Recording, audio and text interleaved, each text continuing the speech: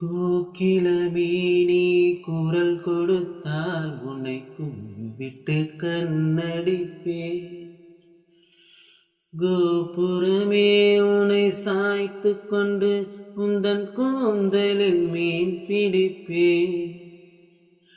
வெண்ணிலவே உன்னை தூங்க வைக்க உந்தன் விரலுக்கு சொடுக்கெடுப்பேன். வருட வரும் பூங்காற்றையெல்லாம் கொஞ்சம் வடிகட்டி அனுப்பி வைப்பேன். என் காதலின் தேவையை காதுக்குள் ஓதி வைப்பேன். உன் காலடி எழுதிய கோலங்கள் புது கவிதைகள் என்றுரைப்பேன்.